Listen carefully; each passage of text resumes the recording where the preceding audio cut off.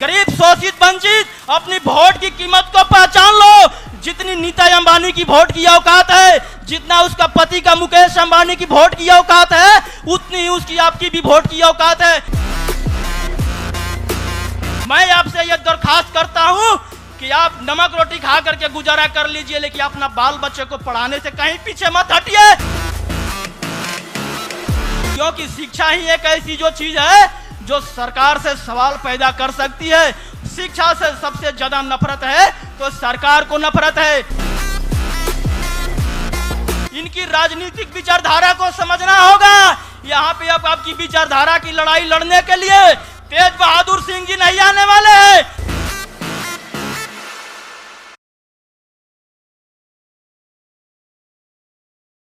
वाहेगुरु जी की खालसा, वाहेगुरु जी की फतेह।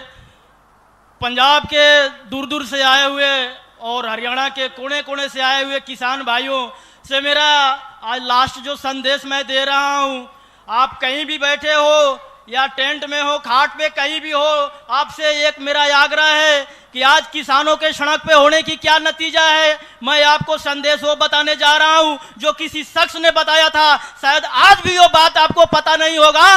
दीनबंधु सर छोटू राम ने कहा था कि ऐ मेरे किसान, तू दो बात मेरी पहचान ले, पहले तो बोलना सीख ले और दूसरी दुश्मन को पहचान ले।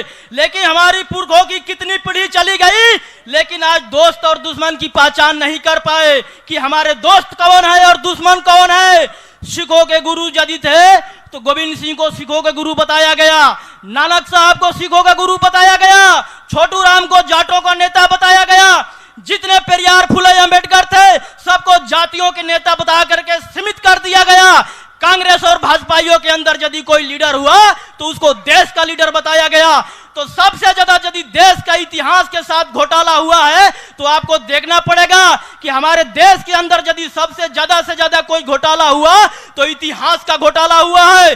कोरोना का घोटाला ले लीजिए, राफेल का घोटाला ले लीजिए, या किसी भी मुद्दा पे घोटाला को आप बात करें तो सबसे ज्यादा इतिहास का घोटाला हुआ।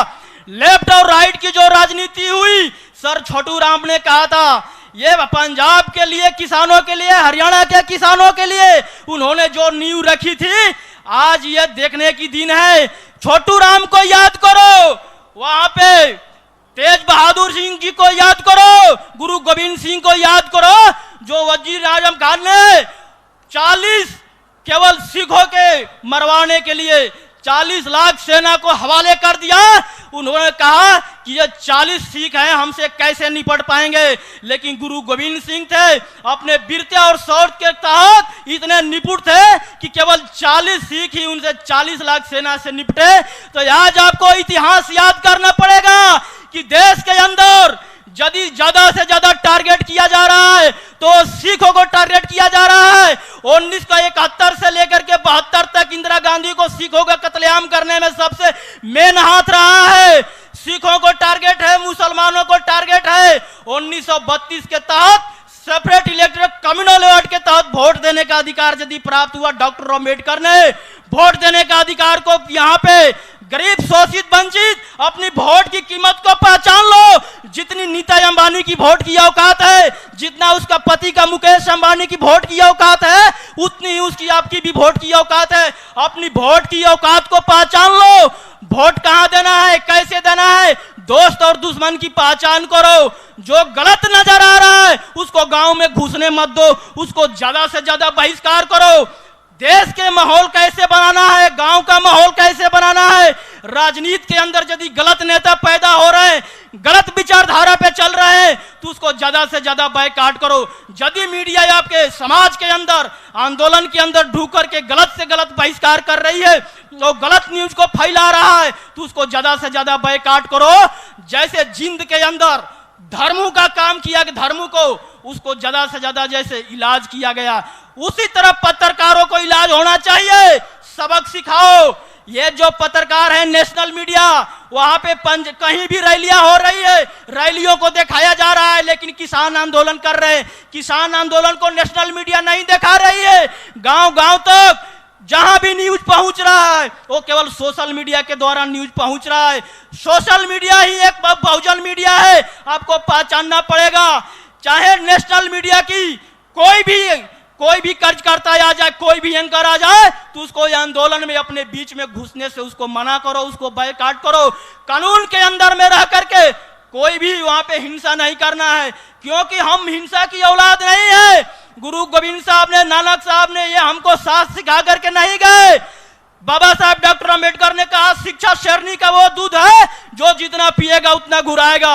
लेकिन इन मनुवादी व्यवस्था ने पहचान गया कि यदि सबसे ज्यादा से ज्यादा शिक्षा को बर्बाद करो, क्योंकि शिक्षा एक ऐसा शास्त्र है कि जो सवालों को पैदा करता है। सरकार कभी नहीं चाहेगी कि आपको पढ़े लिखे या गरीब हो या शोषित वंचित कोई भी किसी का नेता हो। मैं आपसे यह दरखास्त करता हूं कि आप नमक रोटी खा करके गुजारा कर लीजिए, लेकिन अपना बाल बच्चे को पढ़ाने से कहीं पीछे मत हटिए। अपने बाल बच्चा को पढ़ाइए, शिक्षा का अधिकार दीजिए, क्योंकि शिक्षा ही एक ऐसी जो चीज है जो सरकार से सवाल पैदा कर सकती है।